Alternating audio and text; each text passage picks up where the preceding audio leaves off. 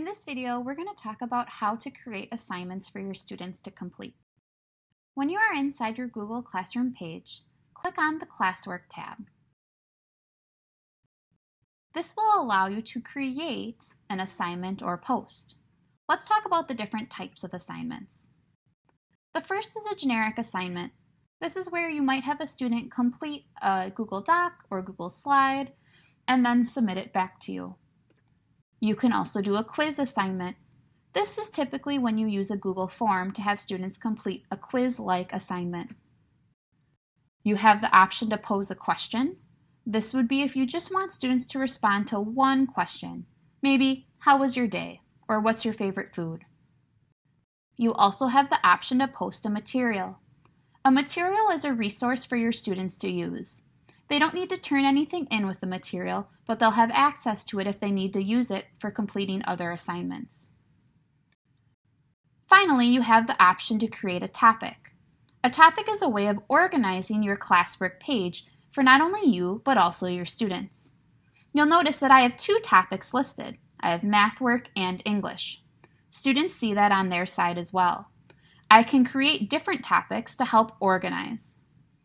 I've seen some great examples of teachers using topics to distinguish different weeks. Maybe you put the dates in to help your students stay organized on what needs to be completed at what time. You also have the option to reuse posts. This would be from a post from a previous class or a different class. Let's create an assignment. Again, click the Create button and then Assignment. When you click on that, it will bring up options for you to create your assignment. You're going to want to give your assignment a title. If you have instructions that you would like to include, this is where you would type those instructions. Then, most likely, you're going to want to include something for your students to complete. To do that, you can either create it on the spot. Maybe you don't have something that you would like them to fill out right away, but you want to build it.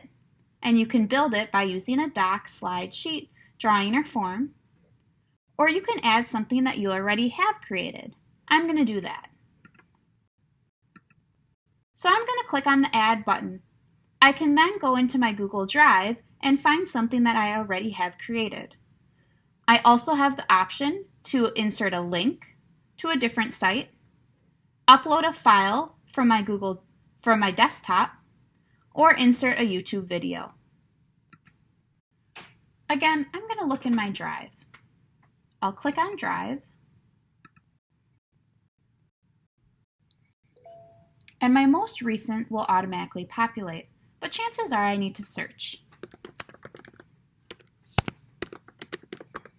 I'm going to search for Mother's Day activities.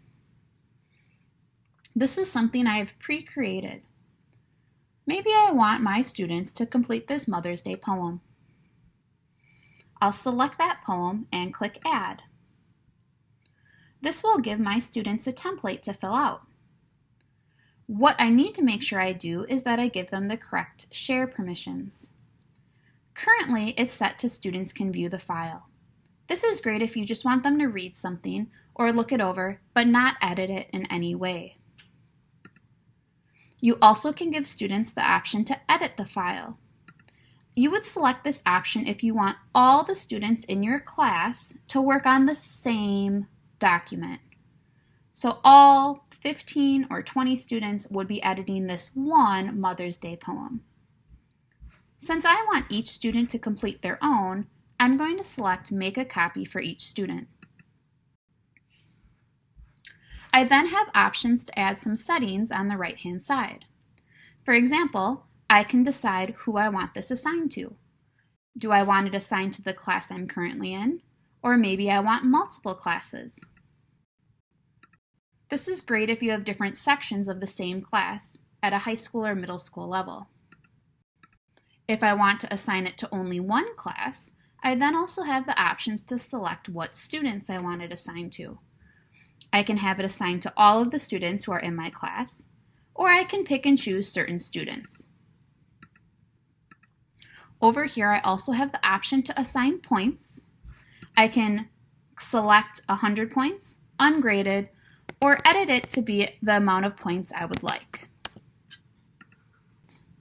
It's currently set to no due date, but I can click on it and then click on no due date and assign a due date and time. Maybe I want it to be turned in on June 10th. If I want to get even more specific, I can say I want it turned in by June 10th at 5 o'clock in the evening.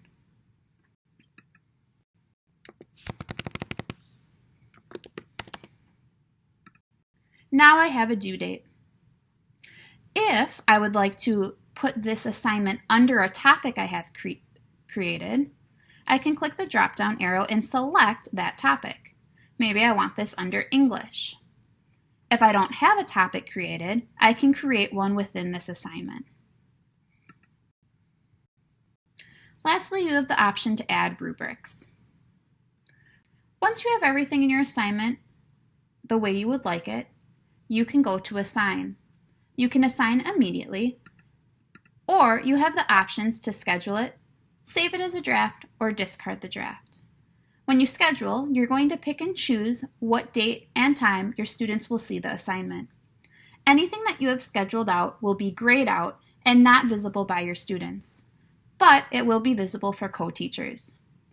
You can save it as a draft and return to it when you are ready, or discard, which would be delete. I'm just going to assign.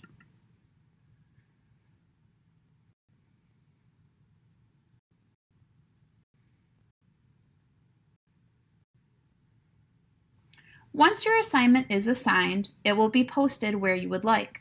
So mine is under English. If you notice that you made a mistake, you always have the options to go back and edit. I might want to change that C. I'll hover over the assignment, click the 3 dots, and click Edit. That allows me to change the activity and save. You'll also notice that on each activity, if you hover over and click the 3 dots, you can copy a link. This would be if you needed to send a link to a student to complete. That's how you create an assignment. Let's look at some of the other options. If you click on the plus Create, again, you can do quiz assignments.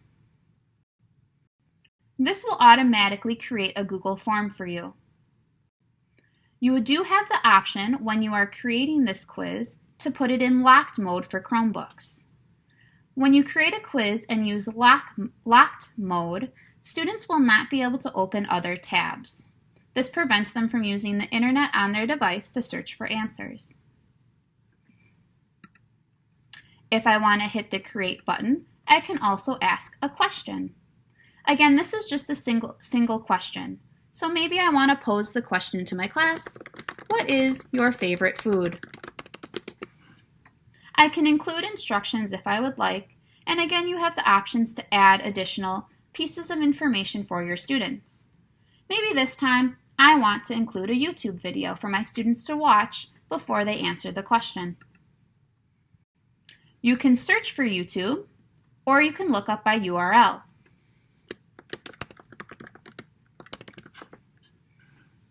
Select that video and add it to that post.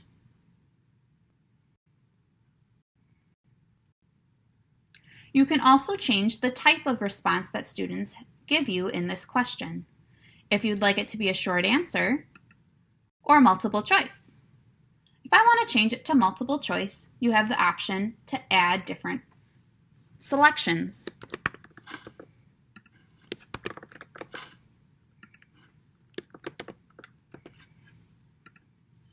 This will have students select which type for the question. Again, you can assign points, due dates, and put it under a topic. And you also have the option for students to see a class summary. You can uncheck that if you want responses to remain private.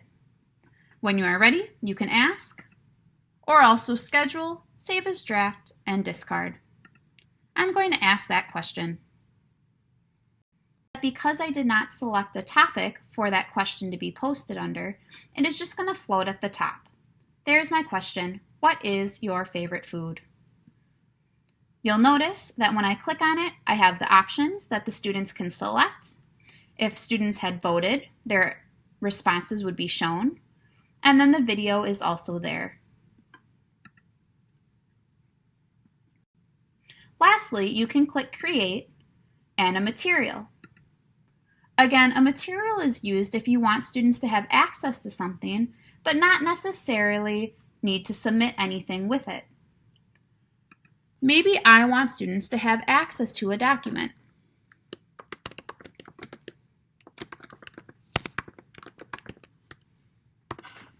Again, the description is optional. This time, I'm going to add something from my computer, not from my Google Drive. I'll click the Add button, and then File.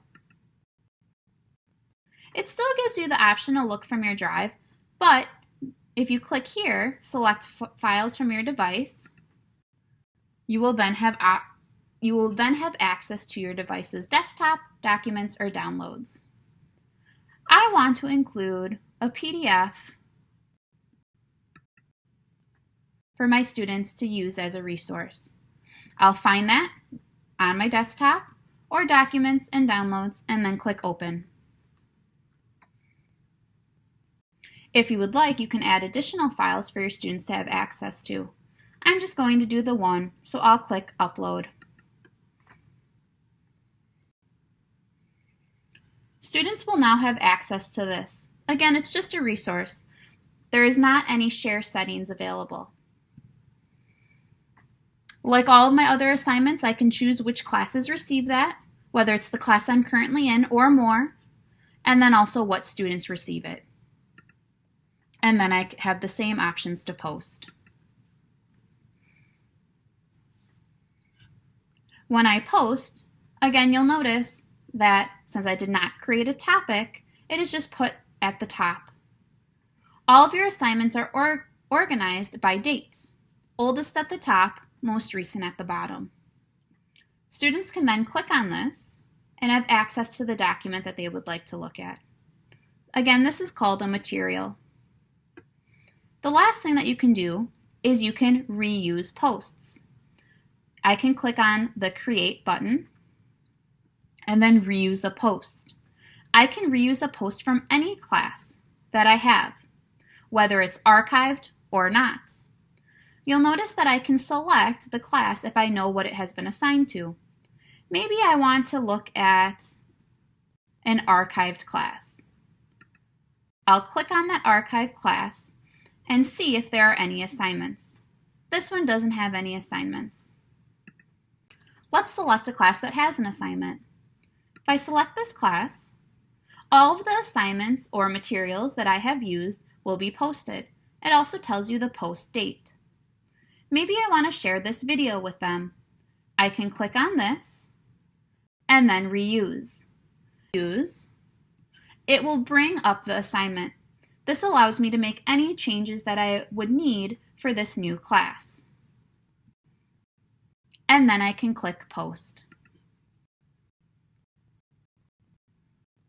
Those are the basics of creating assignments in Google Classroom.